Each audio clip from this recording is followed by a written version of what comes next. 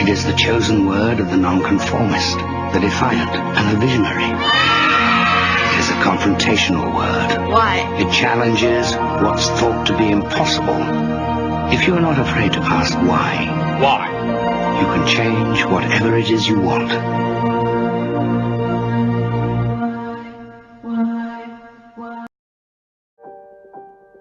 Why? Why would a multi-billion-dollar company like Enron make such critical and detrimental mistakes that led to its downfall? The answer to this is that it was ingrained into the values and business practices of Enron from the word go. Enron has a driven value to make innovations and to grow at all costs. This, on the outside, sounds like a great strategy to be a part of, but when led by unethical business processes, led to fraud, blackmail, and bribery. The key players to this scandal are Ken Lay, Jeffrey Skilling, and Andrew Fastow.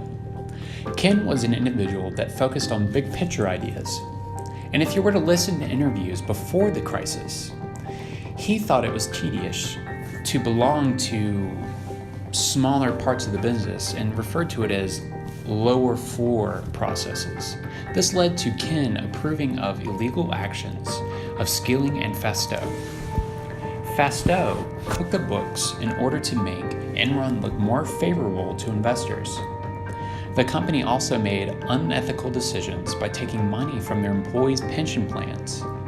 This lost retirement savings and ruined the lives of thousands of individuals throughout the crisis. Enron's shady practices led to the exposure of one of the top 5 accounting firms, Arthur Andersen. Andrew Fastow spearheaded the fraud for Enron.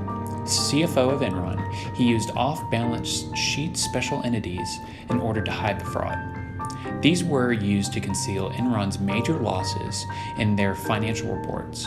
Special purpose entities, or SPEs for short, are legal entities created to produce short-term objectives for a firm. These are commonly used to isolate financial risks associated with the firm. Usually, these SPEs are used to accomplish high-risk, high-reward objectives that would leave the parent company free from risk. Enron used these SPEs to transfer assets that were about to default in order to maintain credit and protect Enron from financial risks of defaulting on an asset. Enron explained this as helping to produce small companies around the area, where in reality they were dumping off failed assets that were about to default. One individual, Robin Hosea, was one of the early whistleblowers before the crisis and found that the company was using pensions in order to subsidize executive salaries. She contacted the CEO of Enron, Ken Lay, and was told that she was in over her head and that she needed to let it go.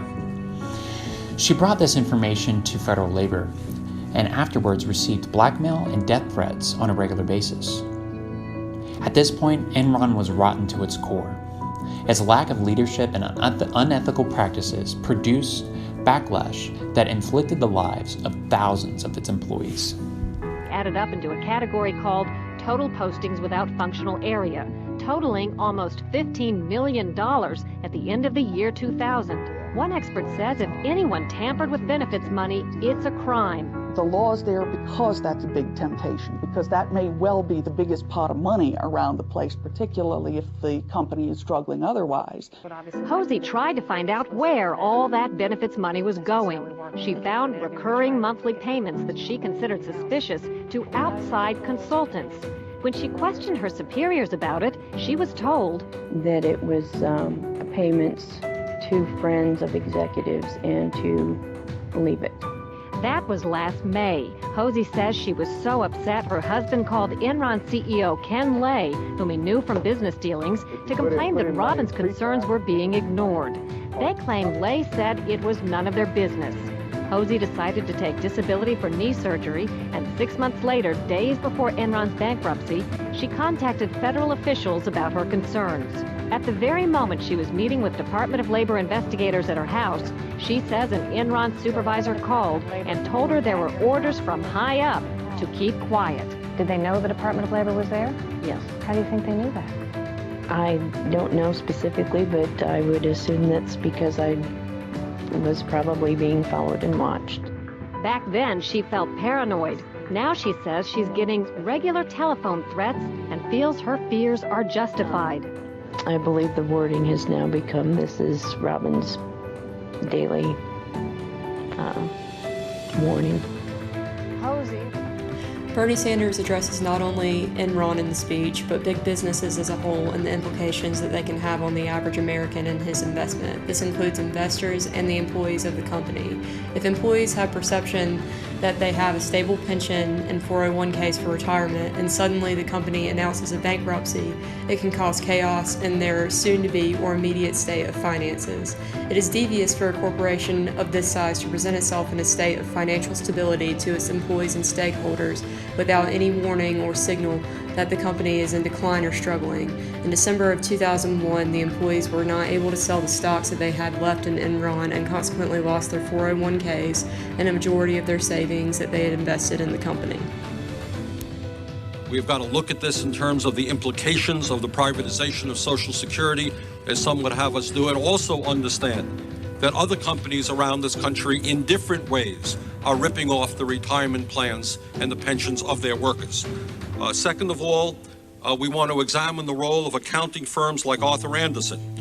As many know, Andersen recently settled a suit brought against them by the SEC for $7 million as a result of a failed audit at Waste Management Incorporated. The question arises, what was Arthur Andersen doing when Enron was cooking its books? How much confidence should the American people have in companies like Andersen? But The Simpsons clip is a portrayal of the state of mind that the employees of Enron and their investors had as a result of the accounting practices Enron was using at the time before the collapse. At its peak, Enron stocks were valued at $90.56 in the summer of 2000, then rapidly declined to be only valued at a few pennies.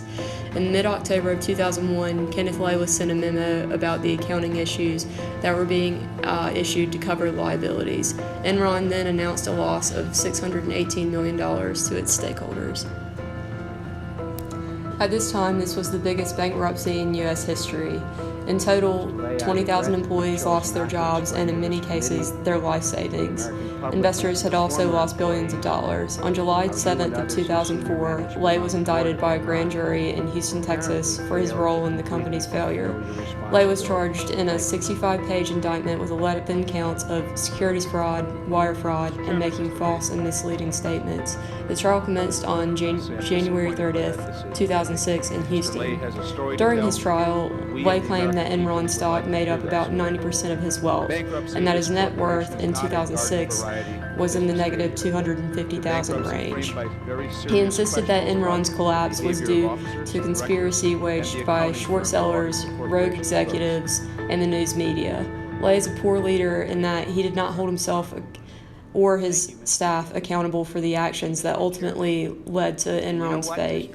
At the end of the day, a true leader is not blindsided to this far of an extent about the well-being of his corporation.